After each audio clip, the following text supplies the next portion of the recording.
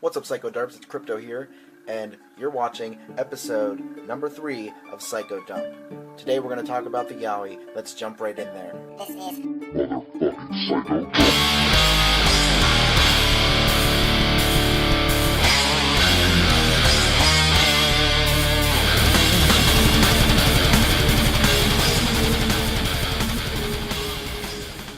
Yowie is one of several names given to a mythical hominid-like marsupial reputed to live in the Australian wilderness. The creature has its roots in Aboriginal mythology. The Yowie was described as a cryptid similar to the Himalayan Yeti and the North American Sasquatch. The Yowie is usually said to be a hairy and ape-like creature, standing upright at between 2.1 and 3.6 meters. The Yowie's feet are said to be much larger than a human's, but alleged Yowie tracks are inconsistent in shape and toe number, and the descriptions of Yowie foot and footprints provided by Yowie witnesses are even more varied than those of Bigfoot. The Yowie's nose is said to be wide and flat. Behaviorally, some report the Yowie can be timid or shy. Others suspect that the Yowie is sometimes violent or aggressive. An Aboriginal folktale explains that when their people first migrated to Australia thousands of years ago, they encountered on the new continent a savage race of ape men. The Aboriginals' ancestors went to war against the ape men, and in the end, the humans triumphed thanks to their ability to make weapons. Some have wondered if this tale might contain some element of truth, and it is a few die-hard survivors from this unknown primate species that would later be known as the Yahoo and the Yowie. Now I'm going to read you some first-hand encounters from Australia. Location, Leamington National Park, Queensland, Australia. Date, 1988. Back in my teenage years, from 12 until about 21, we would spend every weekend of the holiday up in Leamington. We had just finished a full day of hard hiking to the Lost World Plateau. There was my youngest brother and my youngest brother's mate and a couple of others. There were 5 of us, with the youngest being about 11 years old. It would have been reasonably late in the evening, probably around 8:30 or so, after a blistering hot day and a thunderstorm. We stopped to make camp on the edge of the rainforest in a grassy area and started a campfire. There was a flash of lightning, and myself and my brother saw it at the same time. We looked at each other and said, "Is that what I think we saw?" Lightning flashed again and we saw him walking off. We had a side view of it walking, slightly hunched over, probably around 7 feet tall, and covered in matted hair. It would have only been about less than 10 feet away, just in the tree line. It was just strolling through the bush and just kept on going. It was easily 7 feet tall. It would have weighed at least 110 to 120 kilos. It was pretty big. It was pretty solid, pretty well built. It was hunched over but walking like a person. I only got a side view of its face, more of a profile. I would say more apish than human. Its hair was an orangey brown, probably a bit lighter than an orangutan. The hair was like an old English sheepdog, a bit long and matted. We didn't tell the others until the next day because we didn't want to spin the young one out. There were other times we had been there we felt we were being tracked. We spent a lot of time there and often felt we were being followed. Next, we go to Laidley, Queensland, September 22nd, 2013.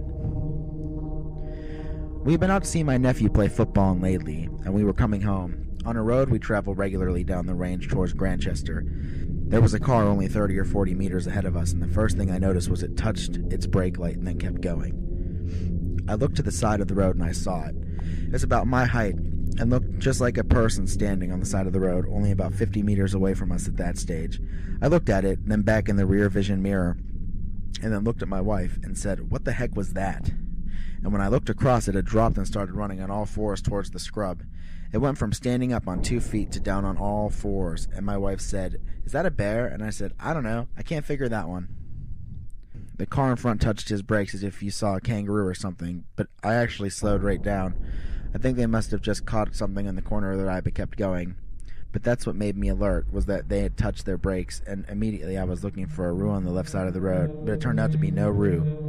It was probably only 1.5 meters off the road, tops, facing the road before it took off. We were only about 15 meters away. I was about 5.5 feet tall, and it was hairy. My wife's words were, "That looked like a bear. It was hairy." If it's a roo getting away, it drops as it's bounding, same as a wallaroo. But no, I've hunted here, there, Texas, Stanthorpe, you name it. A wild pig doesn't stand on its hind legs and drop. Yeah, never seen this before, ever. It was dark and hairy, black, long hair. It was about 5 foot 6 inches tall and would have weighed about 80 to 90 kilos. It wasn't the traditional V-shaped build. It was just straight up and down, no big gut or anything like that, not tubby or anything, just pretty much in proportion. I didn't go in any great hurry. It dropped and then kind of went like a bear. It didn't drop straight away. It didn't take off at any great speed. It just loped off towards the scrub. Next, Inverell, New South Wales, June 31st, 2013. Myself and a mate had finished fossicking for crystals. We were a fair distance away from the vehicle, probably 150 meters away from the vehicle. We couldn't see the vehicle.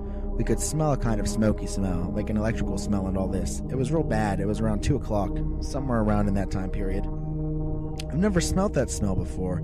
I thought it might have been a pig because there are pigs in the area, but my mate has done a lot of pig hunting, and he said, that's definitely not a pig.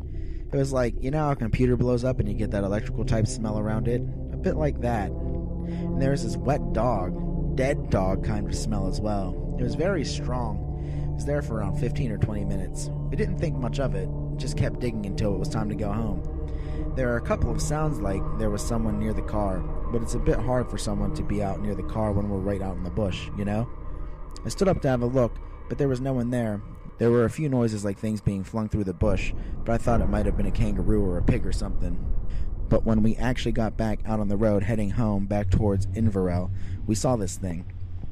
We were driving along, average speed, about 100, and we just saw this thing, you know? Just standing on the side of the road. We slowed down to take a better look and we could see him running through the bush. We had a look and he was really, really hairy, and the face and the chin was too big to be human. I guess it would have been about 100 meters away on our left-hand side, right on the edge of the road. It was good daylight. I'm 6'4", and this would have been 7 to 7.5 feet tall. At first, it was looking around a bit, and when it looked at the car, it just took off. We had a good view of it before it took off, probably about 15 seconds or so. Only about 120 kilos. This thing weighed double or triple my weight. We could see the legs, see the arms.